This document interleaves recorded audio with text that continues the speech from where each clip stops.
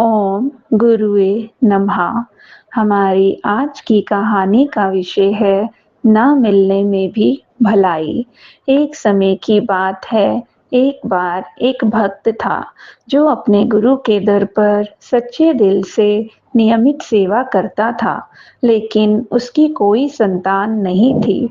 एक दिन उसकी पत्नी ने कहा कि गुरु सबकी झोलियां भरते हैं, आप भी उनके आगे अरदास करो कि हमारी झोली भी भर जाए, हमें भी संतान का सुख प्राप्त हो। और पत्नी के बार-बार जिद करने पर उस भक्त ने अपने गुरु के आगे अरदास की और कुछ समय के बाद उनके घर एक पुत्र का जन्म हुआ और वे पति-पत्नी बहुत खुश हुए और अपने गुरु के पास अपने पुत्र को आशीर्वाद दिलाने के लिए लेकर आए।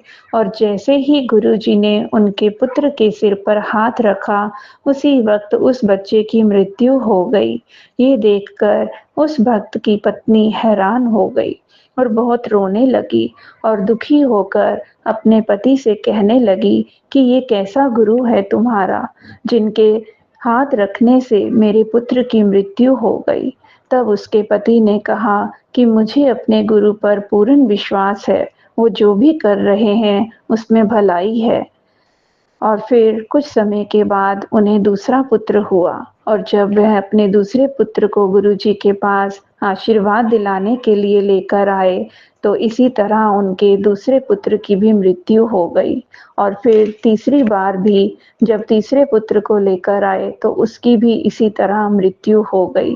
पत्नी बहुत दुखी हुई, लेकिन उस भक्त को अपने गुरु पर पूरा विश्वास था। और जब चौथा पुत्र हुआ, तब वह पति-पत्नी फिर से गुरुजी के पास अपने पुत्र को लेकर आए और गुरुजी ने उस बच्चे के सिर पर हाथ रखकर कहा कि तुम माता-पिता की सेवा करोगे, परमात्मा का नाम जपोगे, उसे ऐसा आशीर्वाद दिया।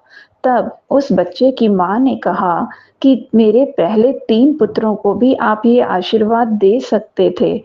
तब गुरुजी ने बताया कि तुम्हारे जो पहले 3 पुत्र हुए थे, वो तुमसे कर्मों का हिसाब लेने आए थे। पिछले जन्म में तुमने उन्हें दुःख दिए थे, उन्हें मारा था और इस जन्म में वे पुत्र तुम्हें बहुत दुःख देते, तुम्हें घर से निकाल देते और तुम्हारा तीसरा पुत्र तुम्हारी हत्या कर देता।